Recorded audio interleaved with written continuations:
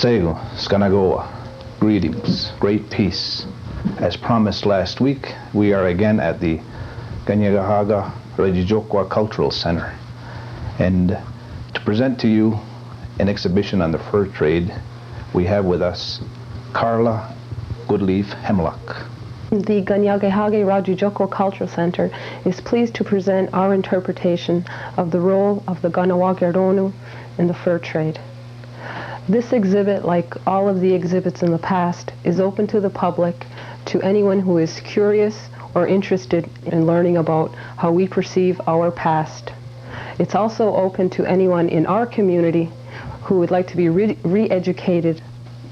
From the earliest contact with European explorers, the Ganawageronu established themselves as successful entrepreneurs by becoming heavily involved in the fur trade. They would remain instrumental to both the French, the Dutch, and the English as they competed to develop commercial empires which would take North America by storm. The Ganawageronu also became the center of controversy in a wide variety of areas, from economics to politics, and continue to remain so today.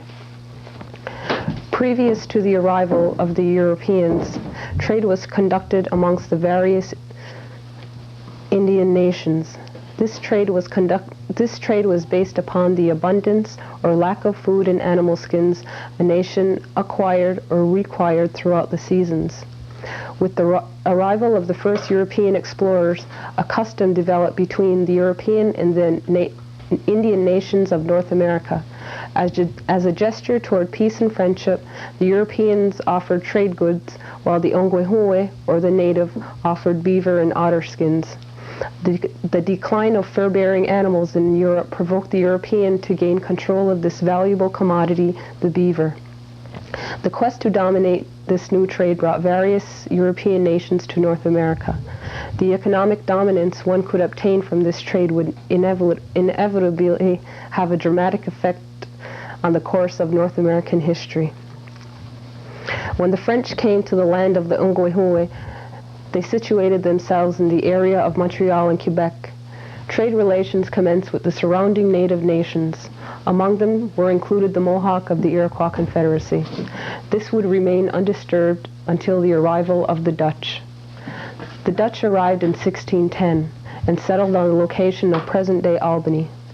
They strategically chose this location for it was a direct link to the main waterways and portages which were frequented by the Mohawk. By 1624, Fort Orange was established. The Mohawk found it more profitable to travel to Fort Orange and trade with the Dutch rather than the French. Here began a trade which both parties would become economically dependent upon.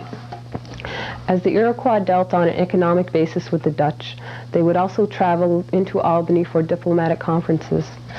One such conference was held in the early 1620s, after the Dutch intervened into the affairs of the Confederacy. From this conference evolved the Turo Wampum. This treaty was constructed on the basis that the Confederacy and the Europeans are collectively distinct and sovereign nations. In the future, neither would interfere into the affairs of the other. Although the Mohawk were to be challenged numerously by the surrounding native nations for control of their territory, they would remain the dominant nation to trade with the Europeans residing in their territory. By 1664, the English overtook the Dutch at Albany. Although the English occupied Fort Orange, it would remain under Dutch control until the mid-18th century. Simultaneously, the French and Dutch set out to form an alliance with the Iroquois. North America was about to embark on a course for economic control and eventually political dominance. Although various fur pelts were required, the primary commodity sought in the fur trade was the beaver. This commodity was controlled by the Ongwehue. The technique for the Mohawk used for trapping beaver was highly effective. By using castrum for bait, the beaver was lured into their traps. This technique proved so successful, it would later be adopted by the non-native fur traders. The pelts of the beaver were of the finest quality for manufacturing the hats, which were of a great demand in Europe. With the English secure in trade relations overseas, the quality of their goods attract the Mohawk into Albany. The four major trade goods which were essential were gunpowder, rum, and shrouds. The Ganawagironu once stated that they would rather be caught dead than deprived of English goods.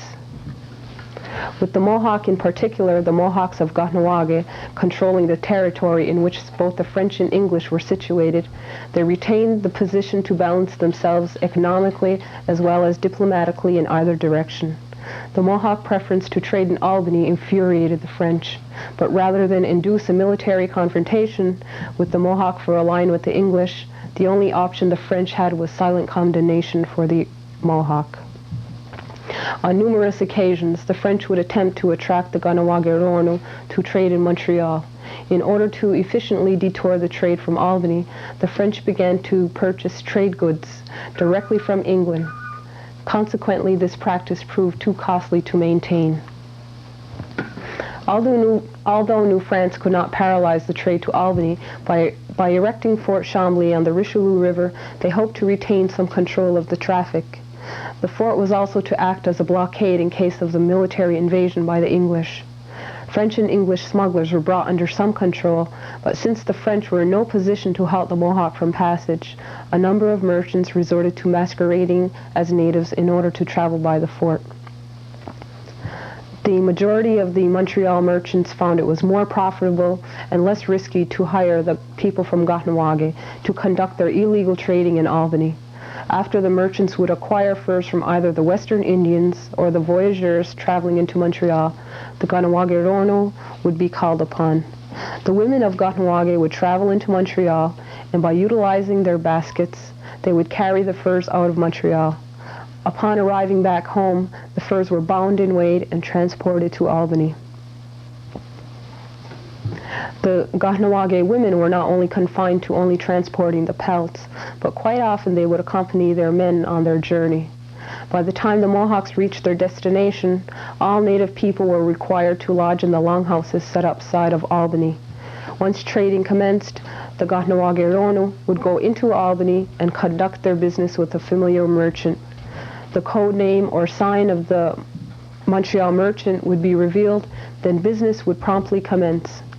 As an additional economic pursuit, upon departure from Albany, merchants often sent back the Ganawagironu as brokers to market the Albany merchants' wares in either Montreal or back home in Kahnawake. Throughout the four major wars between the French and the English, the Ganawagironu continued trading from Montreal to Albany without being interrupted. The English would attempt to alienate the Mohawk from the French. The French would aim to duplicate the feat, but the Mohawk would maintain their position of remaining neutral between the French in Montreal and the Dutch and English in Albany. During the 1720s, the French and English expanded into the Great Lakes to try and secure relations with the Western Indians.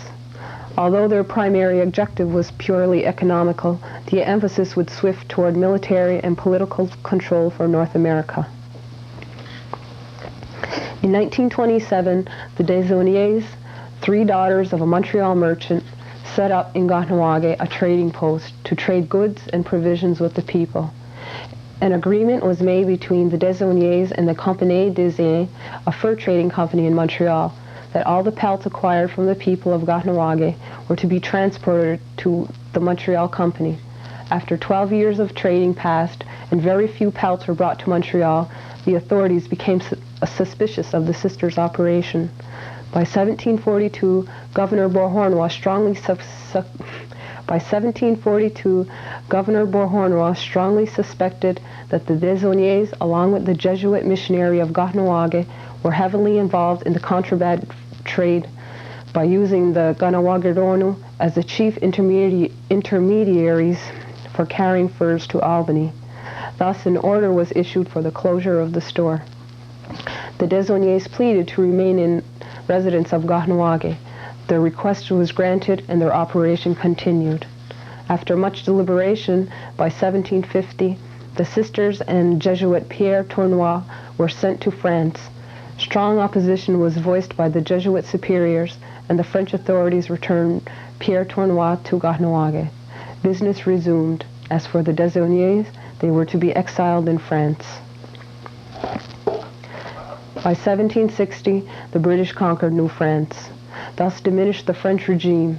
With the exhaustion of the beaver pelts in the east, the focus of the fur trading would be concentrated in the west for the next 100 years. The Northwest Company was formed in Montreal by 1779. The Mohawk sense for adventure lured them to sign with the company. Services that the Mohawk men could provide were highly desired, which subsequently led to contracts being signed for twice the amount that the non-native was offered. Soon they were departing from the Lachine Wharf, traveling westward into the Great Lakes, many reaching their destination as far as British Columbia. In 1821, the Northwest Company was overtaken by their main competitors, the Hudson's Bay Company.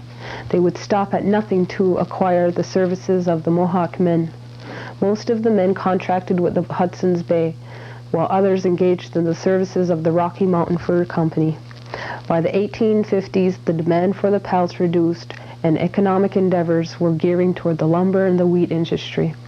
With the fur trade coming to an end, few men chose to remain out west, while most of the men came home. The Mohawk traditional love for their homeland always brought them home. The Ganawagironu of today have continued to pursue business ventures, and like their forefathers, the Mohawk Nation has never relinquished their right to engage in commercial activities within their original territory.